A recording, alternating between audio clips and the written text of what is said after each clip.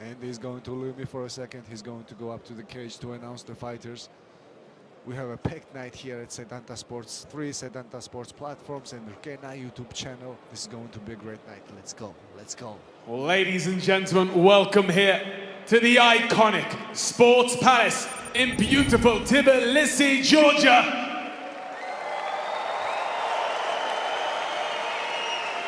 And welcome to the debut of Rkena!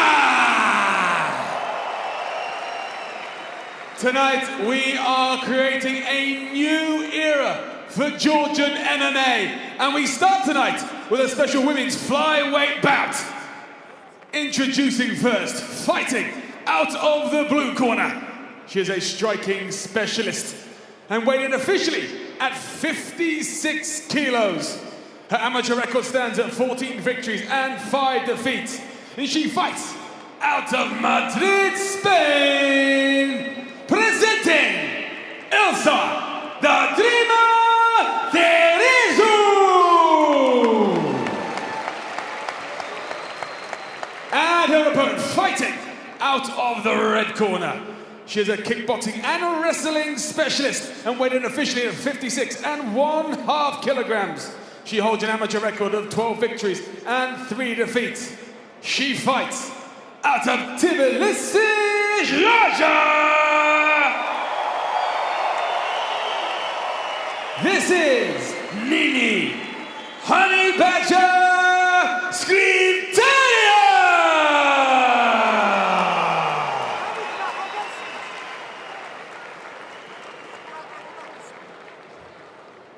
Your referee in charge of this contest, Lukas Bozaki.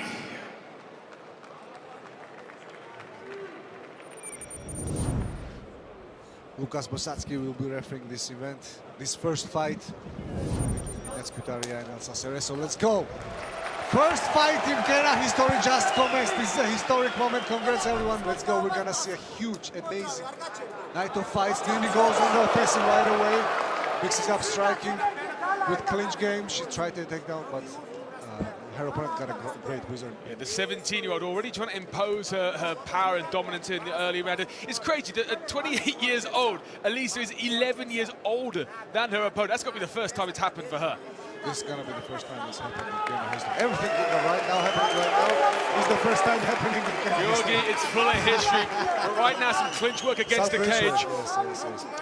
Elsa was using a wizard quite well on the right side. Now she switched to the left side. She's not letting Nini to get a body lock or just go deep on her leg, go down and change levels and just finish the takedown. But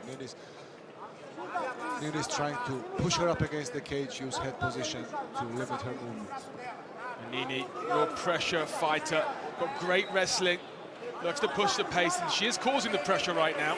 Let's remind our spectators that this fight is a semi-pro bout, meaning there will be 3 3-minute rounds, not 5-minute rounds. All the rest of the fights will be 5-minute rounds, and the main event will be an exhibition bout between Merab Sharikadze. Georgi, we can call it what we like, semi-pro, amateur, pro. They're both going to get hit in the face at some point tonight. There is no protection, there are 4-ounce gloves, so everything is going to go according to MMA God's wishes. Fighting at close quarters. She cannot grab the cage. Lukas Bosacki warned about this. She cannot grab the cage, of course. She's going to lose the position for that offense. And this is perhaps that inexperience. I know she's had a fair few fights, some 15 in her career, but are moments like that which, being in this situation, will help Nini. Exactly, making mistakes here. So it's big right hand from her. Noticed on Cerezo. Big overhand missed. She finished the single leg takedown. Lovely work there from the Honey Badger. And again, we talk about the pressure, and that's what Nini's been coming forward with throughout this first round. Cerezo managed to get up on one knee, and now she fully stood up. She has a wizard on the right hand. 45 seconds left of this opening round, and thus far, Georgi, it's all been Nini. It's all pressure from Nini, but I do not see enough damage, to be honest with you. I want to see more damage. But do the judges score like this? If there's not much damage from either competitor, are the judges looking at who's pushing the fight, who's causing pressure? You have to, of course, you have to look at the control, you have to look at the control time and pressure. But first you have to look at the damage. So, well, even though Cerezo right now is landing knees from the clinch, Tskhvitaria is on the offensive, so judges are probably giving her an advantage. Final few moments here of round number 1, and Elsa just trying to connect with some strikes there. There's a little flowy to close out the round. Can she impress the judges enough? Nini got punched in the face. Now she has a headlock, but she's probably not going to have time to do anything with it. First round over. Round 1 in the can here at Rkena. A lot of pressure there, as we expected from Nini. Elsa did find her feet coming into the end of that round. If you're in Cerezo's corner right now, what's the advice?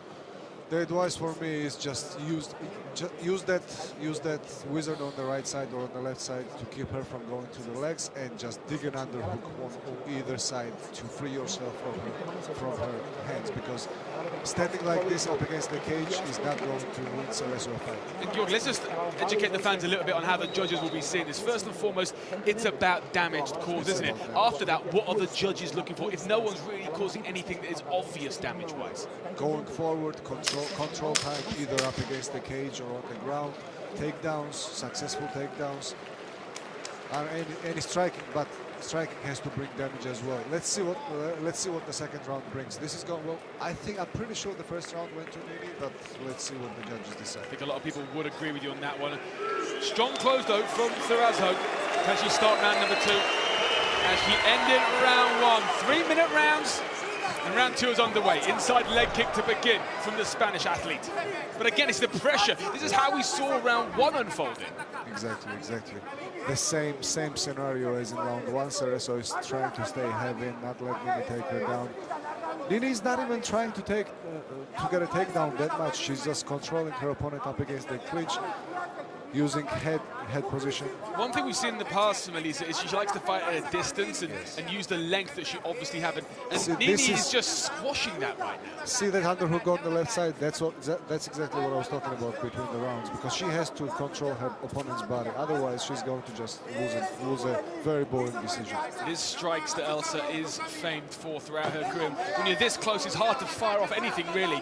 Nina, on the other hand, is really imposing her will, which is a fight at close quarters, keeping things in the clinch, looking to grapple and wrestle. Nini looks a little bit more tired than her opponent. Her opponent's experience is kind of taking over foot stomps. Well, how much of that pressure from the first round would that taken out of Nini? It shouldn't have taken out that much, but we talked about the bright lights, we talked about adrenaline. I don't know, she doesn't look that tired, like she's right in front of us right now. She's controlling her opponent up against the cage. Let's see if she'll manage to take it to the ground. No, Elsa Cerezo turns it around.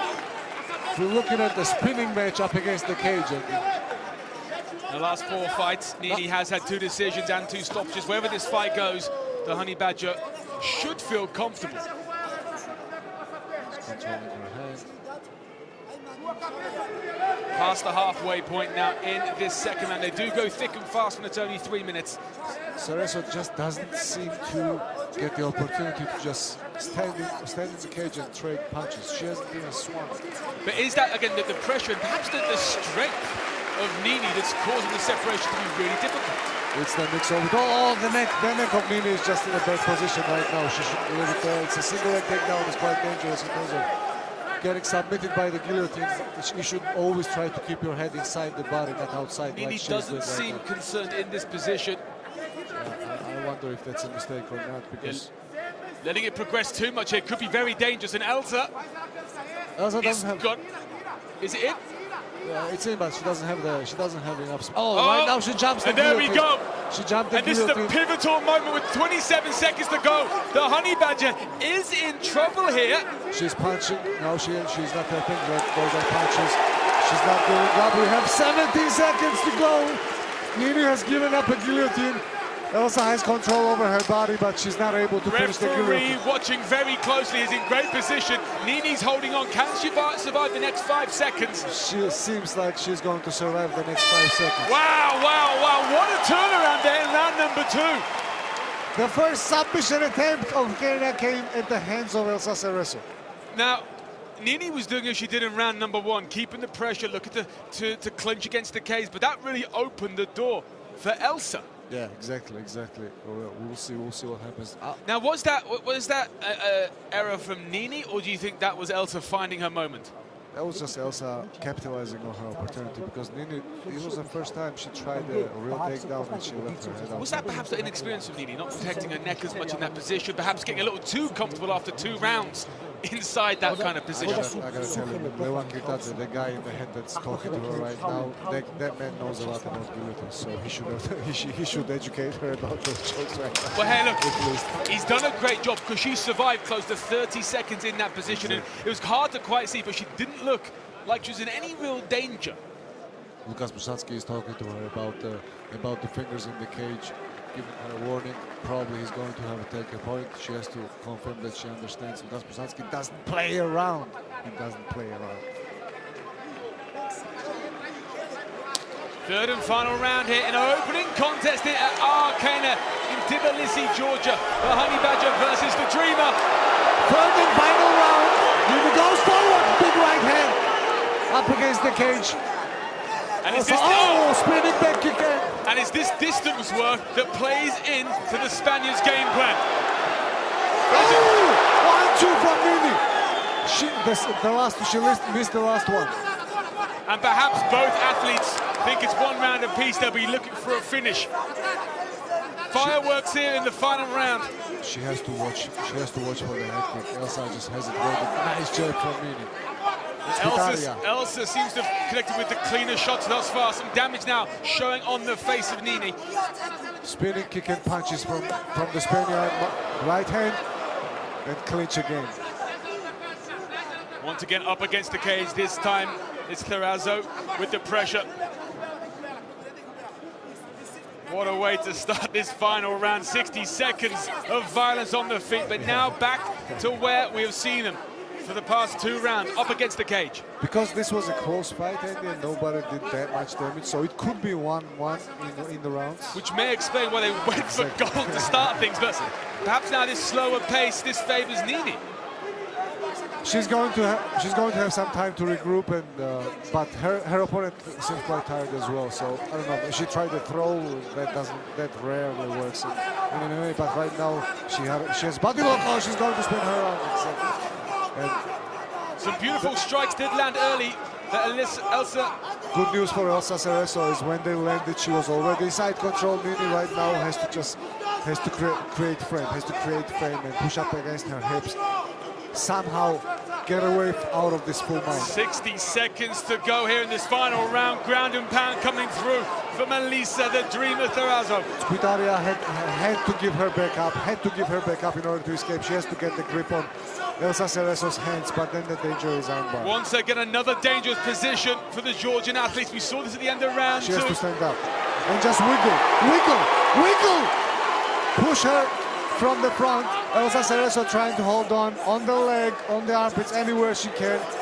There's a lot of strength in those legs for Nini. Tskhvitaria just cannot let Cerezo isolate any of her limbs. 27 seconds for the Georgian. The clock is ticking down here. Tskhvitaria needs to do something. She's doing the right thing right now. She's just shaking her body so that Cerezo will fall in the front. What a great round here for the Dreamer. 10-second mark. Final 10 seconds coming in here.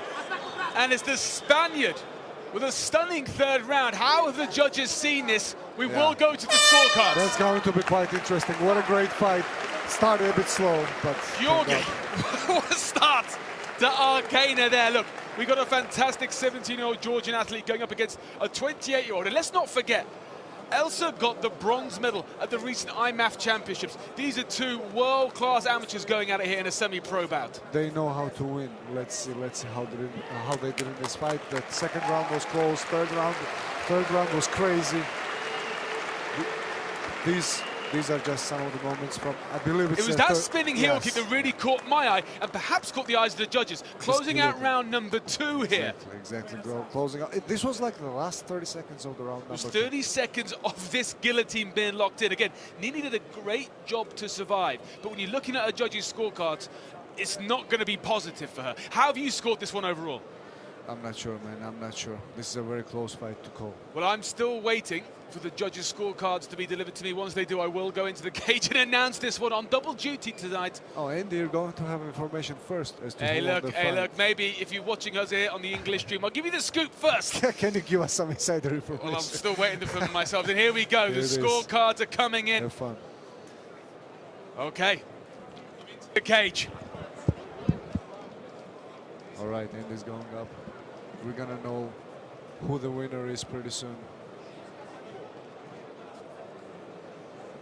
The first fight of Rkena ends in a decision between two warriors, women warriors.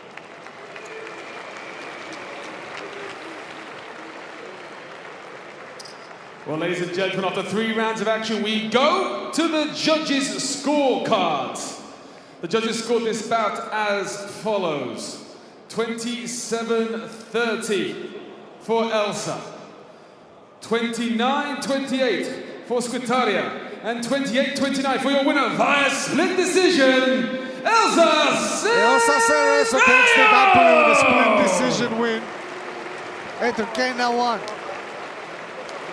The Spaniard manages to defeat the Georgian 17-year-old up-and-coming prospect, but hopefully she will use this to grow and show a better performance in the future. Cerezo, due to her experience, she just managed to pull it out of the head. Kenas პირველ ორთა ბრძოლაში გამარჯვებას როგორი შეგრძნება ეს? What kind of feeling is Bien, it? muy agradecida con este evento, lo han organizado súper bien y muy feliz con mi desempeño. Felicitar también a Nini, que ha hecho un gran trabajo y está muy fuerte. ძალიან ბედნიერი ვარ, ძალიან კმაყოფილი ვარ ორგანიზებით, როგორც ეს ტურნირი არის ორგანიზებული. კმაყოფილი ვარ ჩემი ბრძოლით და ულოცავ ასევე ნინის, რომელმაც ძალიან კარგად იბრძოლა. ბრძოლა გაყოფილი გადაწყვეტილებით დასრულდა. იყავი თუ არა შენ დარწმუნებული, რომ ამ ბრძოლაში გამარჯვებას სწორედ შენ მოგცემდნენ მსაჯები? Estaba segura que quedarías como ganadora. Seguro uno nunca está por las MMA, puede pasar cualquier cosa, pero confiaba mucho en mi trabajo, perdón. Confiaba mucho en mi trabajo, también había estudiado y bueno, he venido con todo. ასეთ ტურნირში ყველაფერი შეიძლება მოხდეს, დარწმუნებული არაფერი არ ვიყავი, მაგრამ მე ძალიან ბევრი ვიმუშავე და ჩემი თავის მჯეროდა. მადლობა ბრძოლისთვის, მომავალში გისურვებ წარმატებებს. იმედია მალე გიხილავთ კენას ოქტაგონზე კვლავ. Muchas gracias a todos y os deseo un gran evento. ძალიან დიდი მადლობა ყველას და ეს იყო არაშეულებრივი Big thank you to everyone. This was an amazing experience. Elsa Cerezo.